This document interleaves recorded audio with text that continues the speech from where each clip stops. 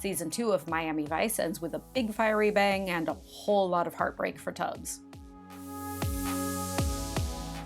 Sons and Lovers, the second season finale, was directed by John Nicolella and written by Dennis Cooper, and it finds Tubbs dealing with some long-lasting and vicious fallout from his tangles with the ruthless drug lord Calderon in the first season. Crockett and Tubbs try to make a buy from a coke dealer named Mendez, but it's all a big setup. Mendez knows they're cops. They're saved by the intervention of a mysterious sniper from across the street who shoots Mendez before he can kill them. Crockett and Tubbs interrogate their informant, Vega, played by James Lally, who had introduced them to Mendez. Vega admits to selling them out as cops. He also tells them there's a $1 million bounty for delivering Tubbs alive to someone named Calderon. Tubbs is alarmed and confused by this because, as we all know, Calderon was killed back in Season 1 in the episode Calderon's Return, which is the one where Tubbs had a passionate, if ill-advised affair with Calderon's beautiful daughter, Angelina, played by Phanie Napoli. Tubbs reminisces about his romance with Angelina in a montage set to Roger Daltrey's After the Fire. While Crockett and Tubbs are having lunch, Tubbs is kidnapped at gunpoint and taken to see Angelina, who introduces him to their baby son.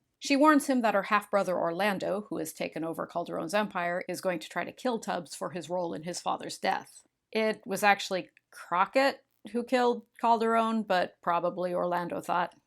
Close enough. Orlando meets with a corrupt DEA agent named Harrison, played by character actor J.C. Quinn, and orders him to bring him either Tubbs or Angelina. He's not fussy which, he just wants one or both to die. Orlando is played by actor-comedian John Leguizamo, making his television debut. Tubbs and Angelina rekindle their romance. Because of the deadly threat of Orlando, Castillo orders Tubbs to stay in a safe house with Angelina and their baby. Agent Harrison gives the address of the safe house to Orlando, who promptly kidnaps Angelina and her baby. Orlando ties Angelina up in a bomb-filled car. Almost as an afterthought, he removes the baby from the car and sends him away to safety. There's a quick and not terribly necessary cameo by Lee Iacocca, president of the Ford Motor Company, CEO of Chrysler, and titan of American capitalism throughout the 1980s. He plays a park commissioner who consults with Vice about how to approach a shack on park-owned lands where Orlando has arranged to meet Tubbs. As Tubbs arrives to meet with Orlando, it's clear he's walking into a deadly ambush. To warn him, Angelina honks the car horn and deliberately detonates the explosives, killing herself.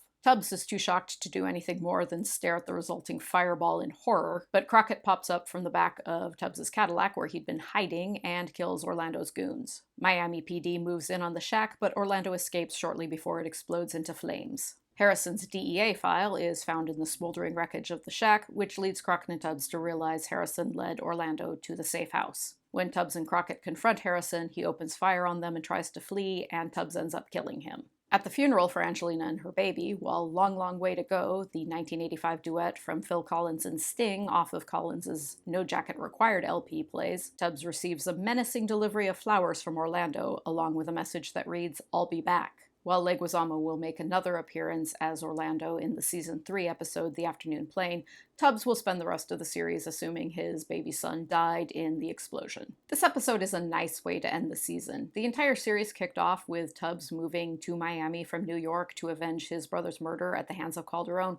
So there's a comforting balance to this season ending with Calderon's son pursuing his own vengeance. I'm sorry to say goodbye to Phanie Napoli's Angelina, but it's a great introduction to John Leguizamo's Orlando. Beginning in the early 1990s, Leguizamo would become an entertainment industry powerhouse, films, television, Broadway. As with so many other Miami Vice guest stars who went on to become household names, it's fun getting this early glimpse at his career. This is a For Flamingo episode, and with it, we say goodbye to Miami Vice's excellent second season. Next time, we'll start in on the Season 3 premiere. It's the one where Gina falls in love with Liam Neeson, but let's face it, we all know it as the one where Crockett's Ferrari gets blown to pieces. Thank you very much for joining me throughout Season 2, and I hope you will stick with me through Season 3 and beyond. Goodbye.